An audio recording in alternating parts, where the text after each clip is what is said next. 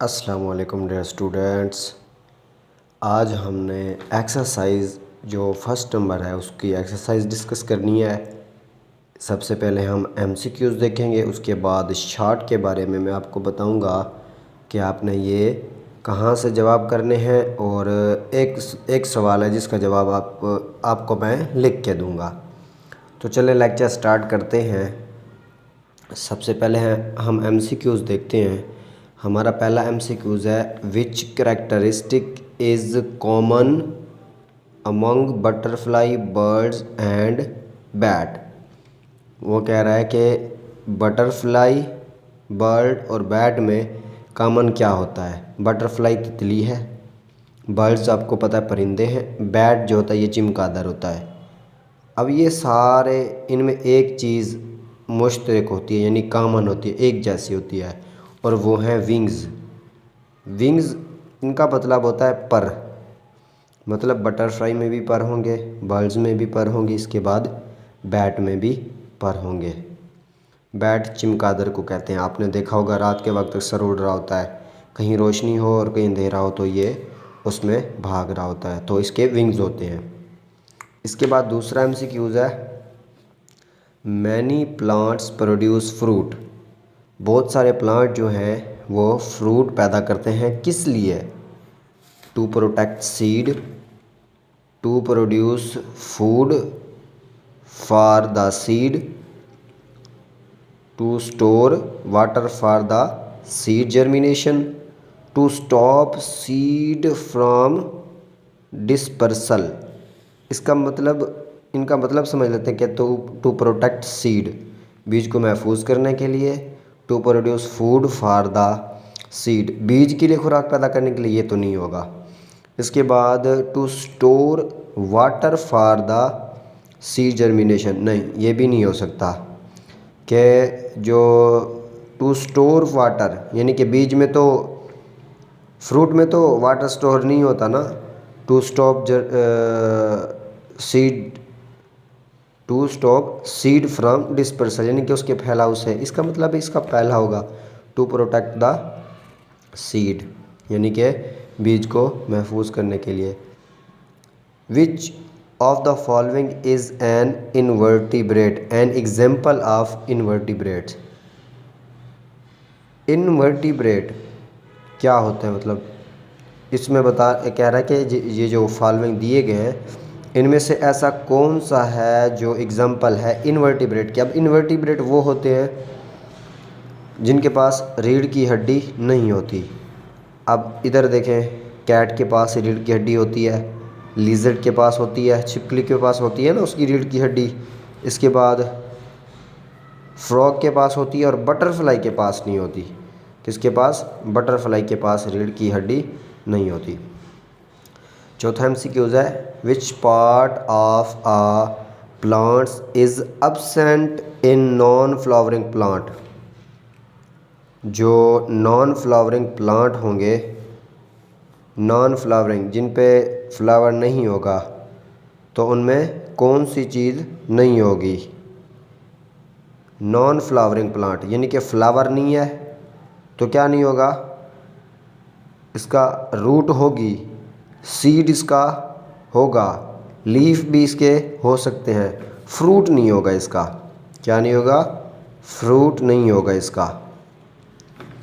इसके बाद which one of the following is non flowering plant, यानी कि which of the following is non flowering plant. इसकी देखते हैं, एप्पल, एप्पल फ्लावरिंग होता है, इसके बाद रोज़ भी फ्लावरिंग होता है, मैंगो भी फ्लावरिंग होता है, पाइन, ये जो हम क्रिसमस का दरख्त देखते हैं ना, अक्सर हम मूवीज़ वगैरह में देखें, क्रिसमस का जो दरख्त होता है कि कोन नुमा इस तरह होता है ना, ये देखें, ये इस तरह का दरख्त होता है, इस तरह का दरख्त आपने शायद मूवीज़ वगैरह में भी देखा हो, इसको हम पाइन्स कह रहे होते हैं। ये पाइन्स जो है ये क्या होता है? नॉन फ्लावरिंग प्लांट्स होता है, इसमें फ्लावर्स वगैरह नहीं होते। उसके बाद जो हमारे पास आखिरी एमसीक्यूज़ छठा है, which statement is correct for all vertebrates. जो वर्टिब्रेट्स हैं उनके लिए जो करेक्ट स्टेटमेंट है वो क्या है? हैव फर, वो फर रखते हैं। हैव मोर देन 4 लेग्स, वो 4 से ज़्यादा लेग्स रखते हैं, यानी कि उनके टांगी 4 से ज़्यादा होती हैं। हैव बैकबोन, इसके बाद ये कैन फ्लाई एन एयर, जो इनवर्टिब्रेट होते हैं वो उड़ सकते हैं। इसका जो जवाब है ये है हैव बैकबोन, ये है इसका जवाब। इसके बाद जो हमारे पास मौजूद है वो है शॉर्ट क्वेश्चन का टॉपिक, जो हमने आज ही डिस्कस करना है, और ये चैप्टर इसी के साथ हमारा एंड हो जाएगा। अब मैं बता देता हूँ आपको कि ये क्वेश्चन हमने पहले भी किए हैं जब मैंने लेक्चर दिए थे, तो आपको याद होगा कि मैंने कुछ लेक्चर मिस तो किए थे, इसीलिए मैं आपको ये एक्सरसाइज दोबारा करवा रहा हूँ ताकि आपकी रिवीजन हो जाए। अब ये जो पहला शॉर्ट है, right any 4 characteristic of living things, right any 4 characteristics of living things, इसका आंसर मैंने ये लिखा है first lecture is answer of this question. मतलब जो हमारा पहला लेक्चर था ना, आप मेरी वीडियोस प्लेलिस्ट में देखेंगे ना, तो ये लेक्चर 1 होगा इसका, LECTURE लेक्चर 1। इसका जवाब वहीं से आप कर सकते हैं। इसके बाद हमारा दूसरा शॉर्ट है, right any 3 differences between plants and animals, यानी कि एनिमल और प्लांट। ये लेक्चर नंबर 2 में आपको इसका जवाब बिल्कुल आसान मिल जाएगा। इसके बाद है